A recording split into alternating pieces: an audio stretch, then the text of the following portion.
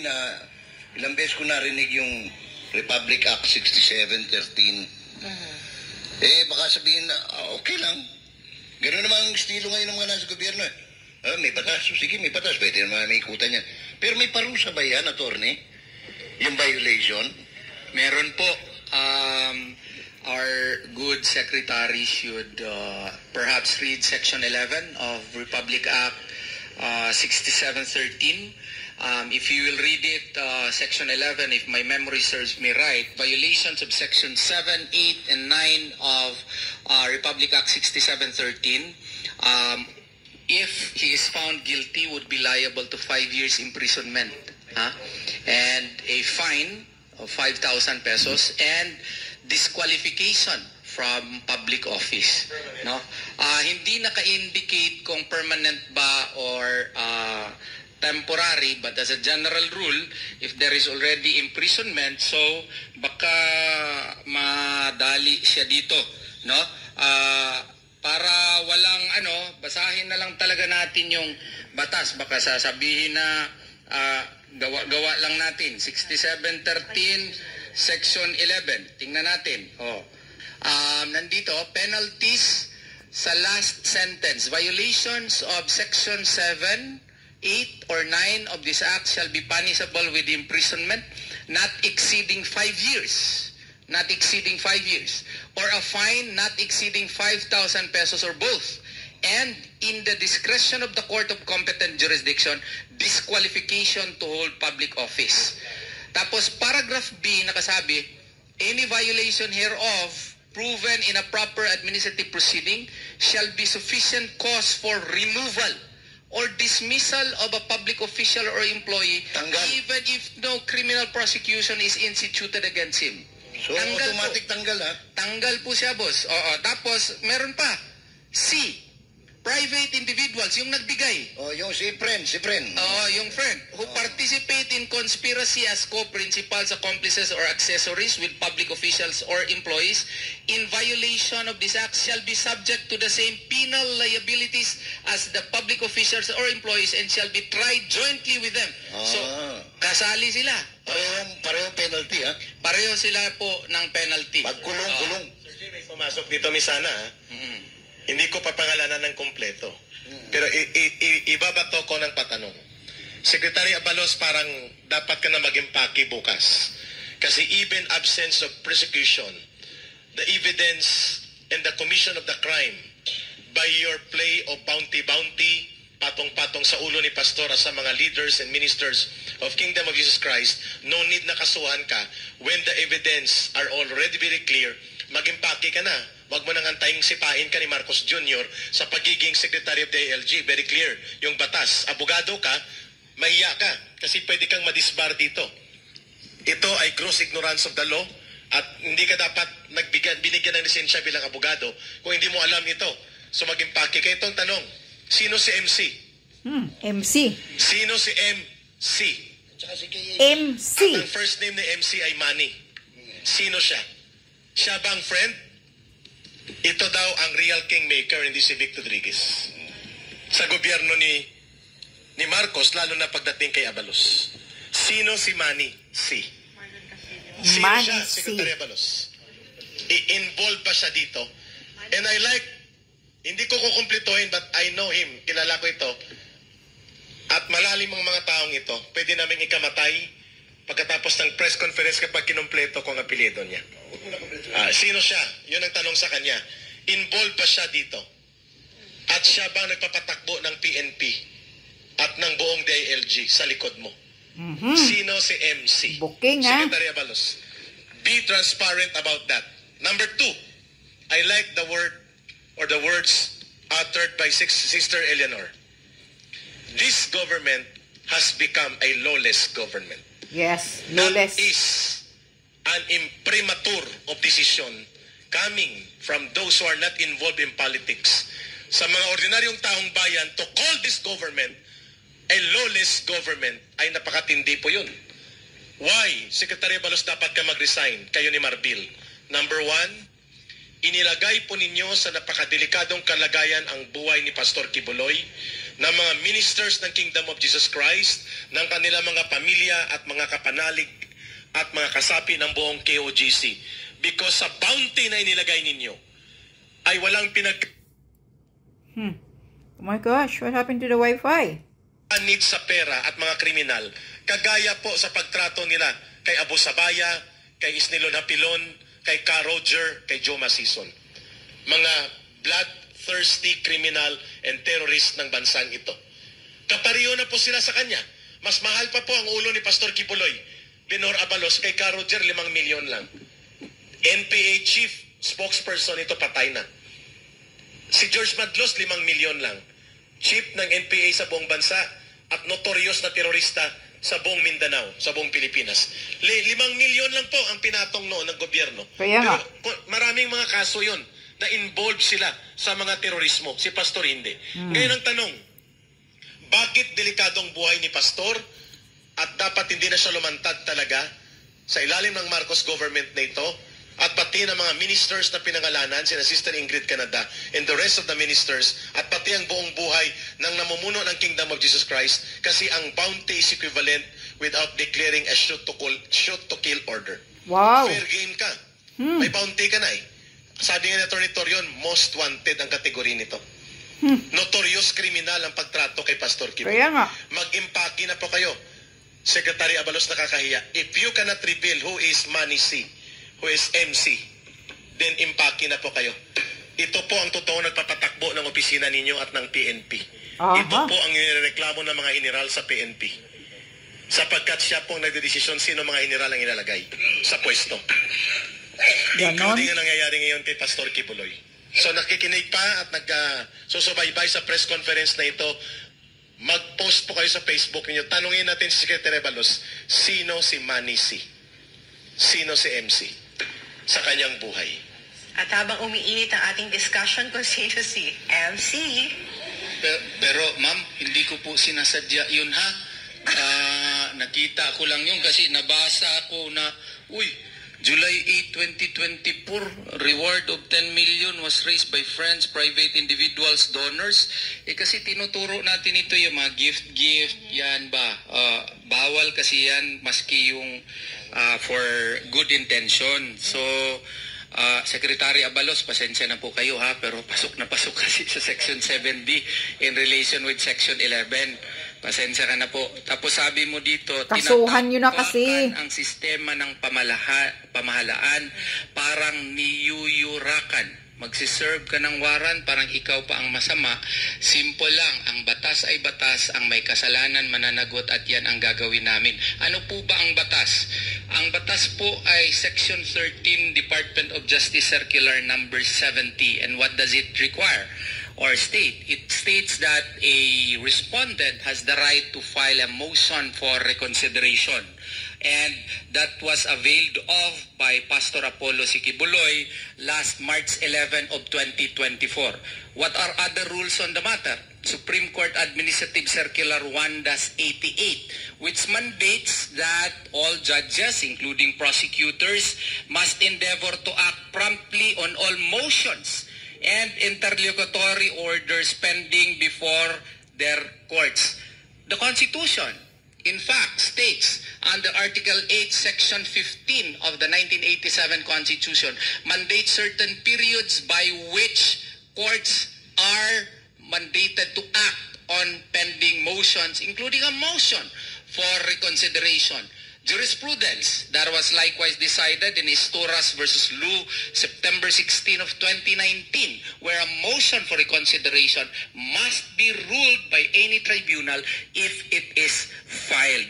So, ang sinabi niyo po na tinatapakan ang sistema ng pamahalaan, parang niyuyurakan, parang medyo we have to place this under proper perspective, because what appears to me rather is that your government, specifically the Department of Justice, failed to rule on a motion for reconsideration, which under Supreme Court Administrative Circular 1-88 needs to be resolved, and instead of acting on the same, you are ordering the implementation of a warrant of arrest, which again is a violation under Rule 113, Section 11. So kumbaga, ang batas ay batas. Bago ka mag-serve ng warrant, dapat sana sinugurado na marule mo na yung motion for reconsideration para naman due process requires that we can raise the matter on certiorari before the Court of Appeals, which is the right of Pastor Apollo Sikibuloy,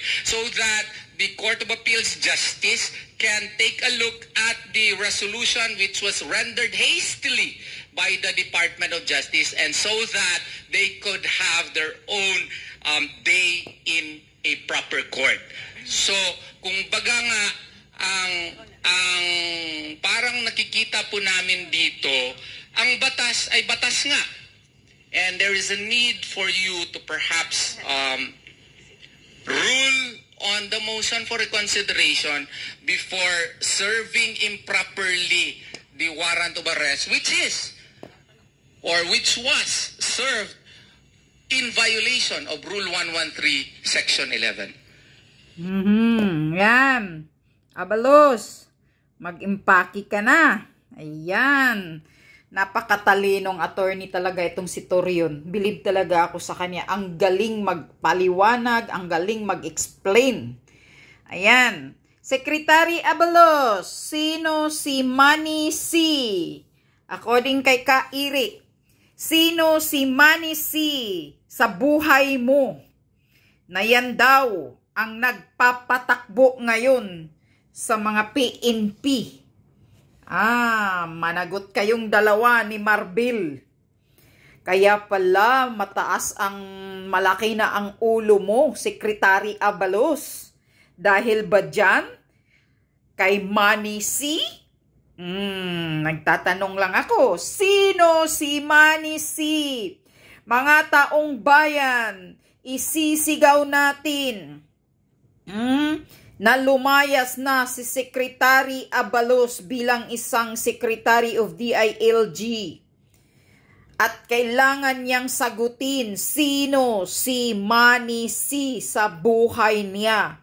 Yan ang sabi ni Ka Eric. Na yan daw ang nagpapatakbo ngayon sa likod. Sa mga PNP. Ang galing-galing. Nakikita ko talaga dito na talagang ang power tripper ni Abalos. Parang akala mo kung sino siya. Parang siyang umaasta na presidente. Siya ang umasta na para siya talaga ang masusunod. Baka yung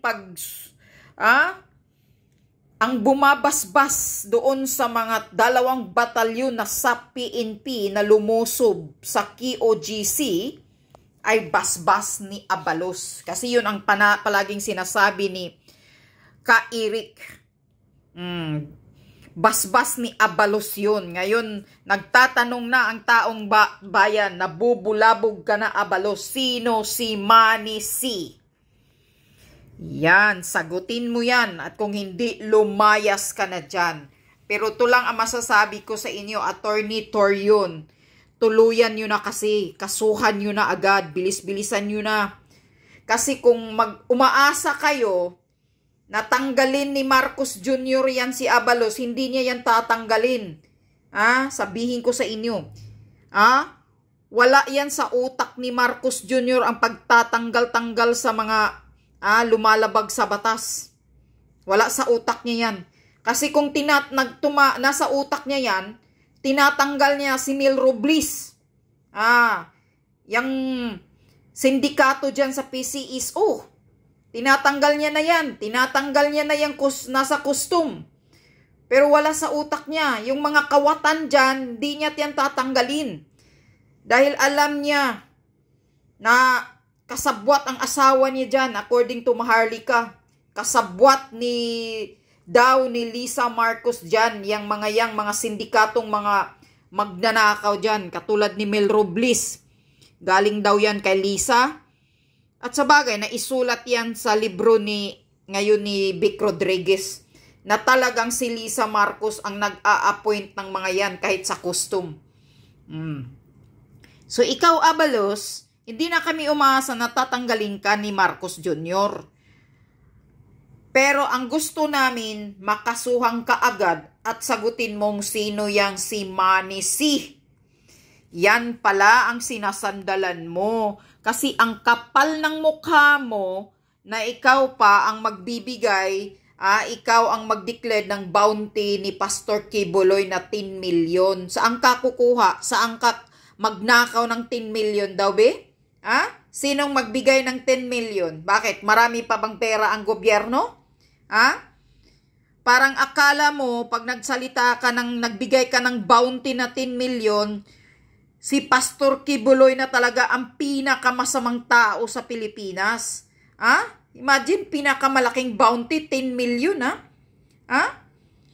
Sino bang magbibigay ng 10 million dyan? Pira ng mga taxpayer ba yan? Or pira ni Manny C?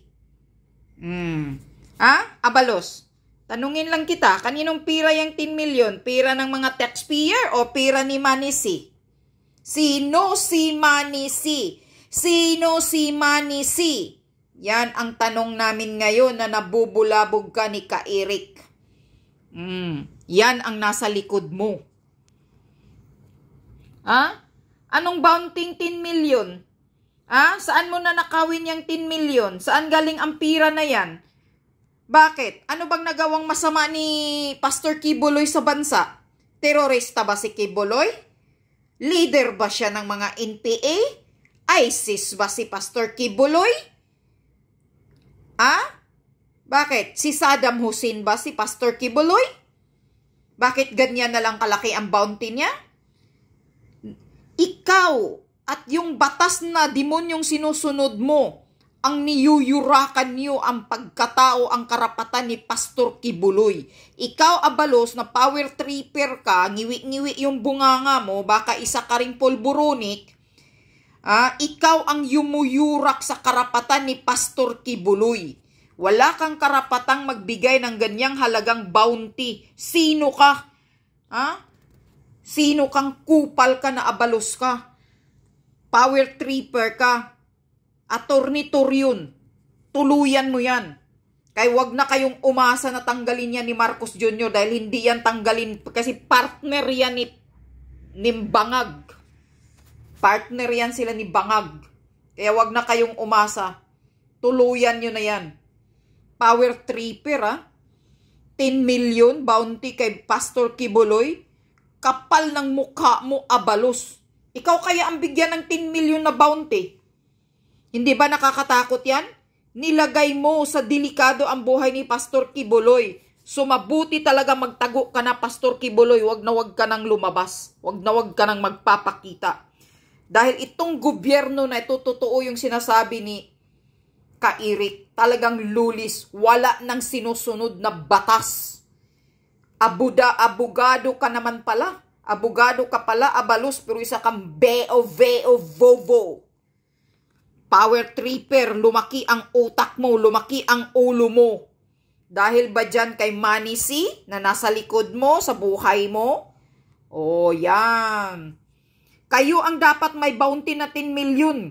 Kasi kayo ang mga yumuyurak sa mga karapatan ng tao ngayon. Gobyernong abusado, abusive government. Niyuyurakan ang mga karapatan ng taong bayan ngayon. Kayo ang mga walang silbing nasa gobyerno. Tingnan mo si D.O.J. Remulla. Isang bulati na lang. Lumabas yung picture niya ngayon. Diyos ko po. Isang bulati na lang ang hindi nakapirma kay Remulla. Yan ang mga karma sa abusive government, gobyernong Marcos Bangag, mga abusado ang mga nakaupo na tulad ninyo. Sana tuluyan na kayong mga matigok. Karma sa iyo, Remulla. Isa ka ring power tripper. Yan ang karma. Karma is digital, Remulla. Tingnan mo yung pagmumukha mo, kaya tahimik pala ng ilang buwan. Nagparitoki ka ba, Remulla, ng mukha mo? Ang gwapo-gwapo mo na ngayon. Parang isang uod na lang ang hindi nakapirma. Tinatawag ka na ng isang libingan mo. Yan ang katotohanan sa itsura mo, Remulla. Tinatawag ka na ng libingan mo. Kaya hingi ka na ng patawad sa Diyos. Yan. At ikaw, Abalos, Sino si Manny C? At saan mo nanakawin, kukunin yung 10 million na bounty sa kay Pastor Kibuloy? Pira ba yan ng mga taxpayer? Sino ka? Nananakawin mo ang pira ng mga taxpayer para i-bounty mo kay Pastor Kibuloy. Pastor Kibuloy is not a terrorist man. Hindi siya masamang tao na katulad ninyo, mga abusado sa gobyerno, mga walang hiya. Sobrang abusado itong Marcos administration na to. Mga inotil kayo, siraulo kayo, nasa gobyerno kayo. Kayo ang yumuyurak sa mga karapatan namin. Kayo ang gumigipit sa freedom of expression namin. Demokrasya ang Pilipinas, abalos. Huwag kang ipal, kupal ka.